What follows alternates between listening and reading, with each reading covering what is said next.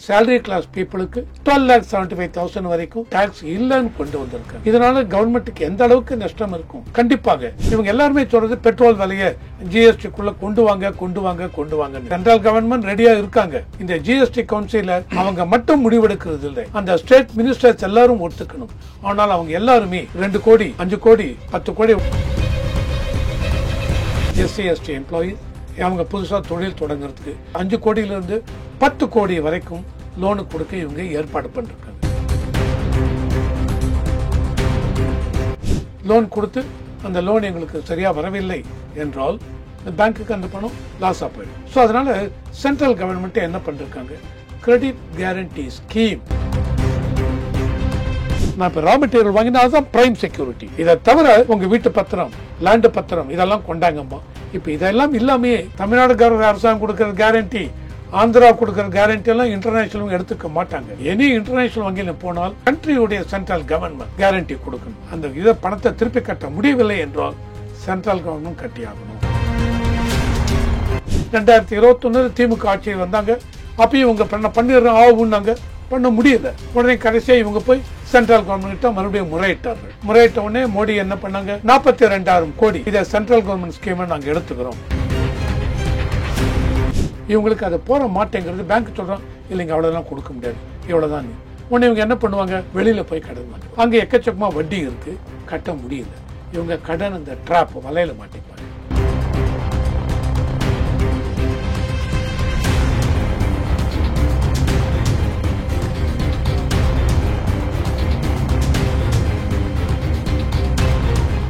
ரேலோ நேயர்களுக்கு வணக்கம். இன்று நம்மளுடைய நேர்காணலுக்கு பொருளாதார நிபுணர், அரசியல் விமர்சகர் திரு ரவிசங்கர் அவர்கள் இணைஞ்சிருக்காங்க. சார் வணக்கம்.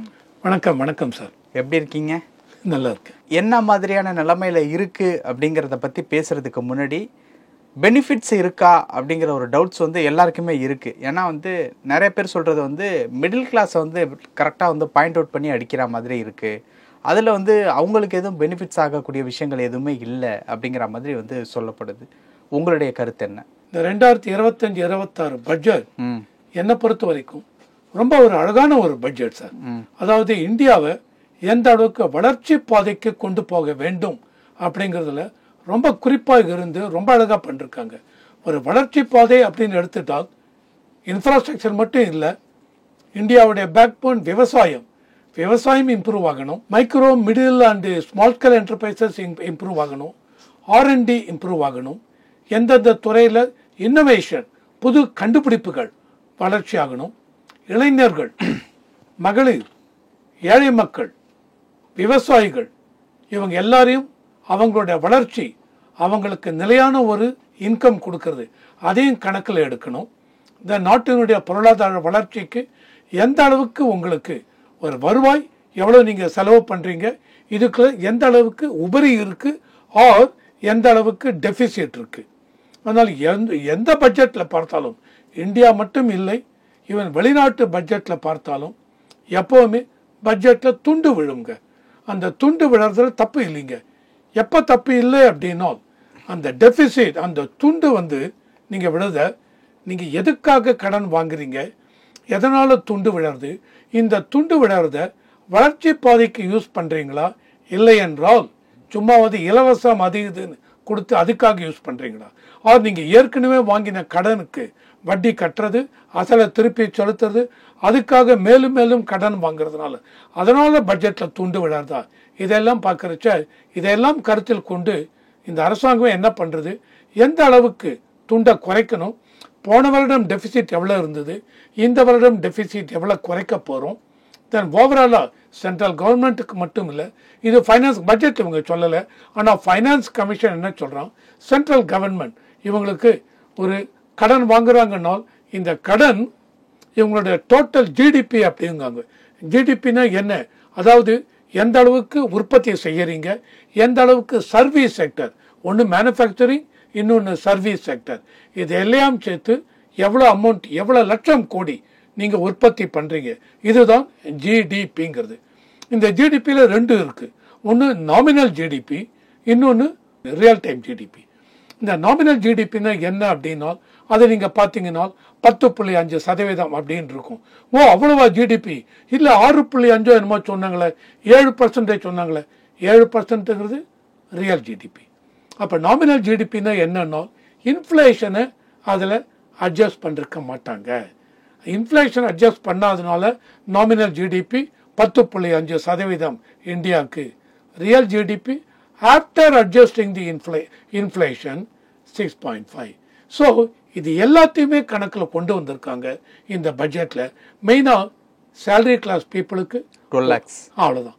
12,75,000 இன்க்ளூடிங் ஸ்டாண்டர்ட் டிடக்ஷன் 12,75,000 வரைக்கும் டேக்ஸ் இல்லைன்னு கொண்டு வந்திருக்காங்க. இதனால கவர்மெண்ட்டுக்கு எந்த அளவுக்கு நஷ்டம் இருக்கும் கண்டிப்பாக. ஏன்னா முந்தியெல்லாம் பார்த்தீங்கன்னு வச்சுங்க, கார்பரேட் டேக்ஸ் அதிகமாக இருக்கும், டைரக்ட் டேக்ஸ் கலெக்ஷன் கம்மியாக இருக்கும். இந்த இன்டைரக்ட் டேக்ஸ் அதிகமாக இருக்கும். அந்த டைரக்ட் டேக்ஸுங்கிறது salary class people plus corporates அவங்க கிட்ட இருந்து வர வருமானம், இது ரெண்டுமே டைரக்ட் டேக்ஸ் கீழே அடங்கும். இந்த டைரக்ட் டேக்ஸ் முந்தியெல்லாம் பார்த்தீங்கன்னா கார்பரேட் டேக்ஸ் மூலம் வர வருவாய் அதிகமாக இருக்கும். சேலரி கிளாஸ் பீப்புள் மக்கள் இவங்க கிட்டேருந்து வர்றது கம்மியாக இருக்கும். ஆனால் லாஸ்ட் 2-3 இதில் பார்த்தீங்கன்னா சேலரி கிளாஸ் அவங்க மூலம் வர்றது அதிகமாக எடுத்து கார்பரேட் மூலம் வர வருவாய் குறைந்து இருந்தது. ஸோ அந்த மாதிரி இருக்கிறச்சு இன்னைக்கு இவங்க என்ன பண்ணிருக்காங்க, 12,75,000 ரூபாய் வரைக்கும் நீங்கள் சேலரி இருந்தால் கட்ட வேண்டாம், பைசா பணம் டேக்ஸ் கட்ட வேண்டாம் அப்படின்னு கொண்டு வந்திருக்காங்க. இது எல்லாமே கருத்தில் கொண்டு பார்க்குறச்ச வளர்ச்சியை நோக்கி எந்த அளவுக்கு இந்திய பொருளாதாரத்தை வளர்ச்சி நோக்கி கொண்டு போக முடியும். அதே சமயத்தில் நான் முன்ன சொன்ன மாதிரி எல்லா பீப்புளையும், அக்ரிகல்ச்சர் ஆகட்டும், ரீட்டைல் செக்டர் ஆகட்டும், விமன் ஆகட்டும், புதுசாக யாராவது women entrepreneurs, SC ST entrepreneurs அவங்க புதுசாக நாங்கள் ஒரு தொழில் துவங்க போகிறோன்னா அவங்கள கருத்தில் கொண்டு அவங்களுக்கு என்னென்ன மாதிரி ஃபெசிலிட்டி கொடுக்கலாம், ஏற்கனவே எம்எஸ்எம்இலாம் இருந்தது அவனுக்கு என்ன மாதிரி ஃபெசிலிட்டி கொடுக்கலாம், இது எல்லாத்தையும் கருத்தில் கொண்டு வந்து பட்ஜெட் கொடுத்துருக்காங்க. அருமையான ஒரு பட்ஜெட். சார், இதில் 12 லட்சம் வரைக்கும் வரி விலக்கு இல்லை அப்படிங்கிறது சந்தோஷமான விஷயம்தான். பட் ஜிஎஸ்டி குறைப்பு, பெட்ரோல் டீசலினுடைய விலை குறைப்பு இல்லாதது அப்படிங்கிறது வருத்தம் அளிக்குது அப்படிங்கிறது சில பேருடைய கருத்தாக இருக்குது. அந்த விஷயத்தை எப்படி பார்க்குறது? ஸோ இந்த ஜிஎஸ்டி கவுன்சிலில் முன்னாடி இப்போ கூட நேற்று நிர்மலா சீதாராமன் ஒரு இன்டர்வியூ கொடுத்துருக்காங்க. அதில் பார்த்தீங்கன்னு வச்சு அவங்க கொடுக்கணுமே அவசியம் இல்லை, முன்னாடியே நம்ம எல்லாருக்குமே தெரியும். இந்த பொருளாதாரம் பற்றி படிக்கிறவங்க எல்லாருக்குமே இந்த ஜிஎஸ்டி அப்படிங்கிறச்ச ஜிஎஸ்டியில் நம்ம எல்லாருக்கும் தெரியும் 5%, 12%, 18%, 28% ஜிஎஸ்டி இருக்குது. அந்த 28% மேலே திரும்பி செஸ் அதெல்லாம் போட்டு இன்னும் அதிகமாக போகும். ஓகே, ஆமாம். இந்த மாதிரி இருக்கிறச்ச இவங்க எல்லாருமே சொல்கிறது பெட்ரோல் விலையை ஜிஎஸ்டிக்குள்ளே கொண்டு வாங்கன்னு. சென்ட்ரல் கவர்மெண்ட் ரெடியாக இருக்காங்க கொண்டு வரத்துக்கு.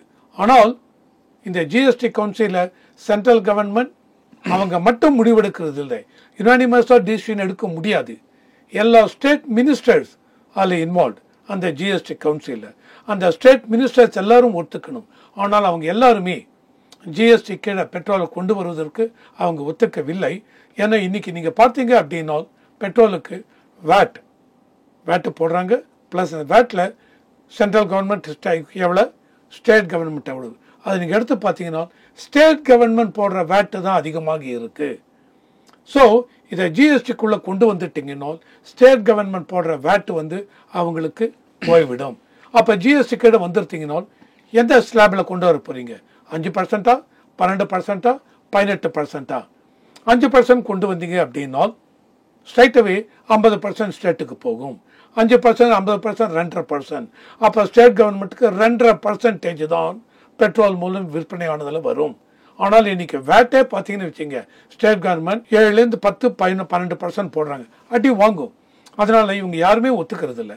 அட்லீஸ்ட் இவங்க என்ன சொன்னாங்க, finance minister Nirmala Sitharaman, aviation fuel இருக்கு இல்லையா, பிளேனுக்கெல்லாம் போடுறாங்க இல்லையா, நீங்கள் பெட்ரோல் டீசல் வேண்டாம் கொண்டு வேண்டாம், மேபி ஏவியேஷன் ஃபியூவல் அதை ஜிஎஸ்டிக்குள்ளே கொண்டு வரலாமா அப்படின்னு யோசிக்கிறாங்க. இது ஆனால் ஜிஎஸ்டி கவுன்சில் முடிவு பண்ணி எடுக்க வேண்டிய விஷயம்.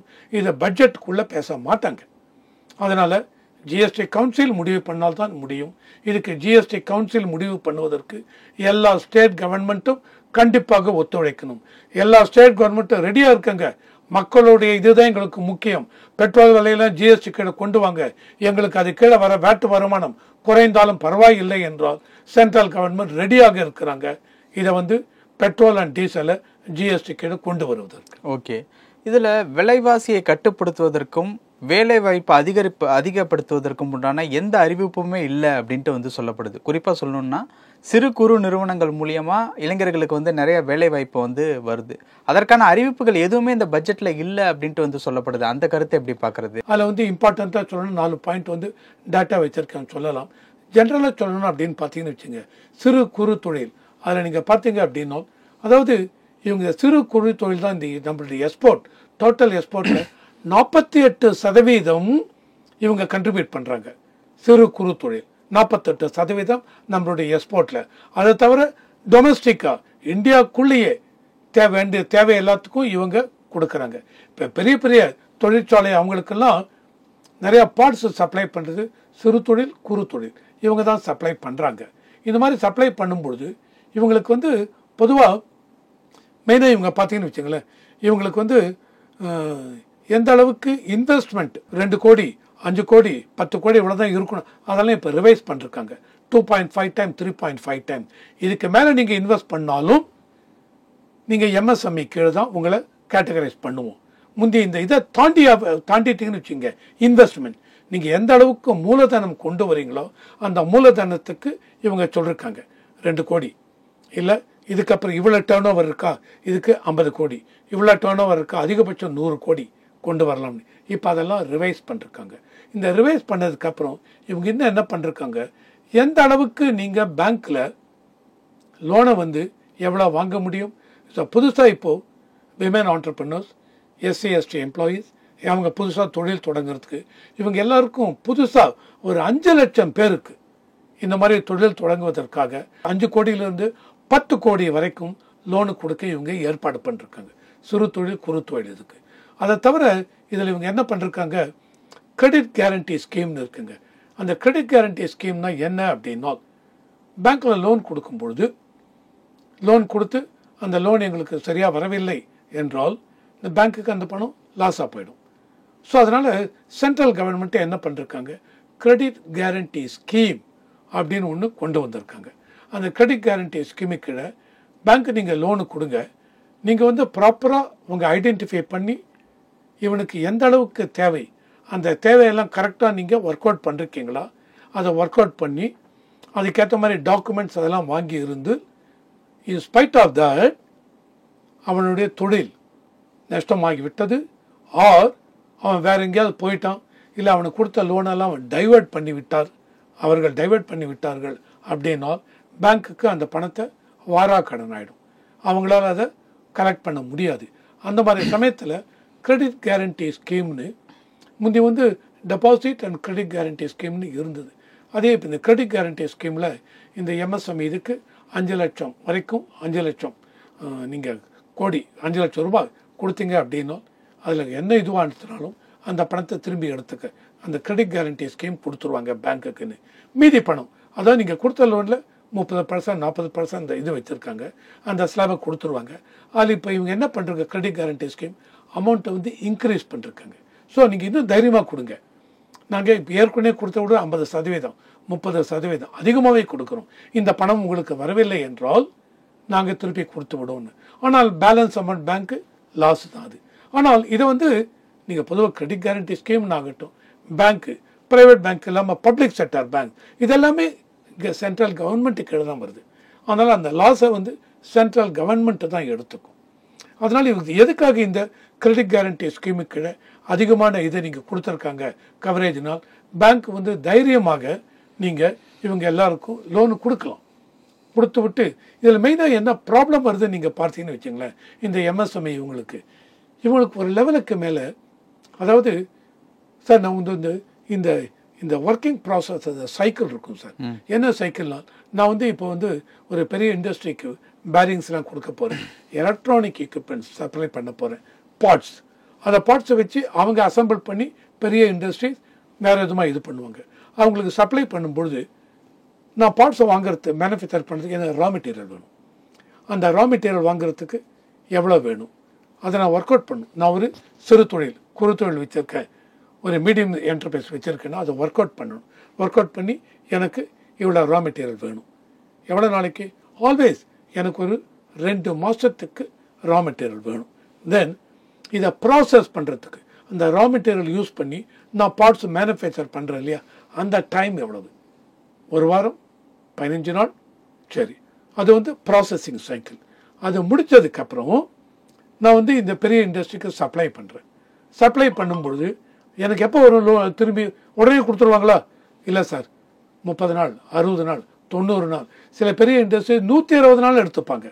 ஸோ நான் பார்ட் சப்ளை பண்ணதுக்கப்புறமும் 120 நாளைக்கு என்னுடைய அந்த கிரெடிட் இருக்கு இல்லையா, நான் ஒரு 5 கோடி ரூபாய்க்கு சப்ளை பண்ணிட்டேன். 120 நாளைக்கு அப்புறம் தான் எனக்கு இந்த 5 கோடி வரும்.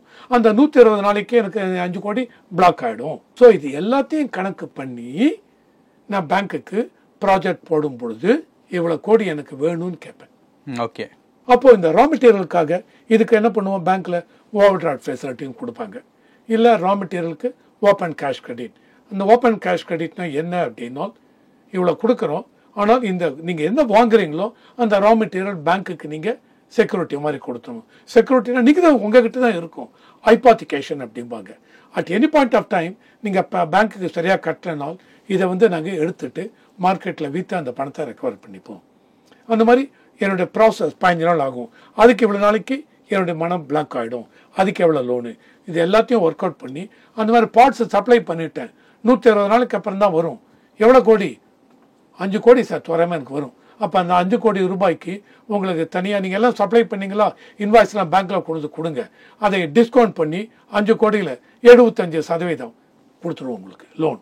நீங்கள் வந்ததுக்கப்புறம் எனக்கு அந்த 5 கோடி வந்ததுன்னா பேங்க்குக்கு வந்துடணும். பேங்க் என்ன பண்ணுவோம்? உங்களுக்கு கொடுத்த லோனு ப்ளஸ் வட்டி அதை அட்ஜஸ்ட் பண்ணிவிட்டு மீதியை நாங்கள் உங்கள் கையில் கொடுப்போம். ஸோ தட் உங்களுக்கு எந்த விதத்துலையும் பிரச்சனை இருக்காது. இதுதான் சைக்கிள். ஆனால் சம்டைம்ஸ் என்ன ஆகுது, இதை ப்ராப்பராக இவங்க அசஸ் பண்ண விட்டுறாங்க. எதனால் எங்களுக்கு எவ்வளோ கோடி வேணும்னு. அப்படியே கொடுத்தாலும் இவங்களுக்கு அதை போகிற மாட்டேங்கிறது. பேங்க் சொல்கிறான், இல்லைங்க அவ்வளோதான் கொடுக்க முடியாது, இவ்வளோதான்னு. உடனே இவங்க என்ன பண்ணுவாங்க? வெளியில் போய் கடன் வாங்கிடுவாங்க. பேங்க்குள்ளேயே வாங்கி நீங்கள் கட்டாமல் போயிட்டேன்னு வச்சுங்க, உங்களுடைய சிபில் ரேட்டிங் அடி வாங்கிடும். சிபில் ரேட்டிங் அடி வாங்கிறது கிரெடிட் ரேட்டிங். பேங்க்கில் வாங்கினாங்க, பணத்தை கட்டலைனால் அடுத்தது வேறு எந்த பேங்க்கில் லோன் வாங்க முடியாது. ஒரு நாள் இவங்க என்ன பண்ணுறாங்க? வெளியில் போய் ப்ரைவேட்டாக லோன் வாங்குறாங்க. அங்கே எக்கச்சக்கமாக வட்டி இருக்குது, கட்ட முடியல. இவங்க கடன் அந்த ட்ராப் வலையில் மாட்டிப்பாங்க.